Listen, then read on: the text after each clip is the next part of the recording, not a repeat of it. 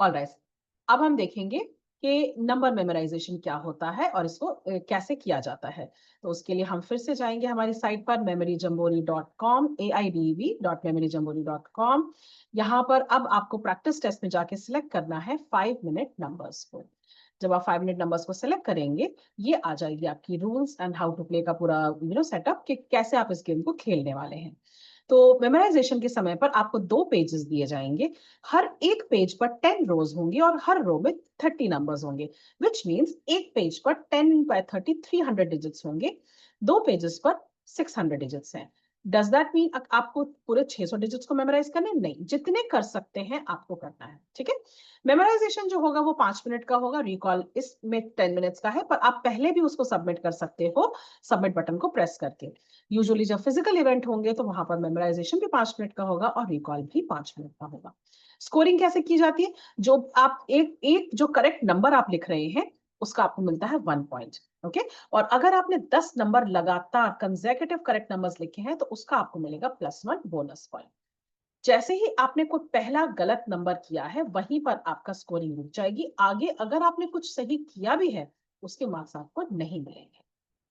इसलिए कोशिश करें कि आपकी जो पहली रो है, रो का जो पहला नंबर है वो करेक्ट होना चाहिए। अगर वो करेक्ट नहीं होगा तो आगे चेकिंग नहीं किया जाएगा। अब क्या है, यहाँ पर हम नंबर्स को यूजुअली ग्रुप करते हैं, ग्रुप करके याद करते हैं। तो अक्सर चैंपियंस को ग्रुप करते हैं इसको 2 और 3 के ग्रुप में, बट फॉर बिगिनर्स मैं आपको सजेस्ट करूंगी कि आप ग्रुपिंग रखिए 1 में। ड्रॉइंग लाइंस को ऑन रखिए सो दैट हर नंबर के बाद एक लाइन आएगी जिससे आपको नंबर को देखने में आसानी। आपके पास कुछ हाईलाइट कलर्स हैं, आप जिस भी कलर से चाहे कंटेंट को हाईलाइट कर सकते हैं। इट इज कंप्लीटली आपकी चॉइस पर है। अब वंस अगेन मैं रिपीट करूंगी कि आप इसको प्लीज मोबाइल फोन से मत अटेम्प्ट कीजिए। आप इसको या तो टैब से या एक बड़ी स्क्रीन से, लैपटॉप या डेस्कटॉप से कीजिए। जब आप वो करते हैं तो आप कीबोर्ड को कंट्रोल कर सकते हो अच्छे से, आपकी स्क्रीन बड़ी होती है, आप अच्छे से डेटा को मेमोराइज कर सकते हो और एंटर भी कर सकते हो। एरो कीज में आपके पास नेविगेटिंग बटन है, अप डाउन लेफ्ट राइट। आप नेक्स्ट फेज में जा सकते हैं। अगर आप एंटर प्रेस करते हो तो मेमोराइजेशन से आप रिकॉल में चले जाओगे। बैकस्पेस से आप नंबर को डिलीट कर सकते हो और नंबर्स आप सिर्फ 0 से लेकर 9 तक ही इनपुट कर सकते हैं। चलिए अब हम करते हैं स्टार्ट। अब जब हमने स्टार्ट किया है तो हमारे पास 5 सेकंड का एक टाइमर आएगा और उसके बाद एक स्क्रीन आती है जिसमें हमारे पास लिखे हुए हैं नंबर्स। ओके, अब इन नंबर्स के आपको इसी ऑर्डर में मेमोराइज करना है। तो जैसे हम अब यहाँ पे आप देख रहे हैं कि हमारे पास टाइमर भी है, 5 मिनट का टाइमर चल रहा है। टाइमर जब 5 मिनट खत्म हो जाएंगे तब आप चले जाएंगे रिकॉल में। अब आपको एक एक करके आप कीबोर्ड को यूज कर सकते हैं और आगे बढ़ते जाइए। So it is 5 1 1 7 2 9 5 5 6 3 7 5 and so on. जहां तक आप कर सकते हो आप मेमोराइज कीजिए और उसके बाद करिए आप रिकॉल। ये कॉल बटन प्रेस करने पर फिर से 5 सेकंड का एक टाइमर आता है और आपके पास एक ब्लैंक शीट आएगी अभी जिसमें कुछ भी नहीं लिखा है।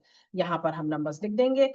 तो जो भी नंबर्स थे 5 1 1 7 2 9 5 5 6 3 and I am just putting some random numbers. तो समझने के लिए कि इसमें कैसे होता है मेमोराइजेशन एंड रिकॉल।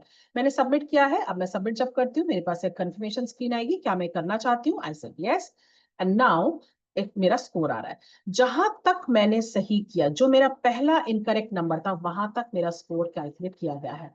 और क्योंकि मैंने 10 कर लिए थे इसलिए मेरे को स्कोर कितना मिल गया है, +1 हो गया है। अब आगे एक नंबर सही भी था तो भी उसको काउंट नहीं किया गया है, अदरवाइज मेरा स्कोर होता 12, राइट। तो अभी हम जो 10 यहाँ 11 देख रहे हैं वो इसलिए है क्योंकि 10 सही थे और एक बोनस है तो आपका स्कोर हो जाता है 11। तो ये था आपका नंबर मेमोराइजेशन। नंबर मेमोराइजेशन में आपको ऑर्डर में नंबर को याद करना है।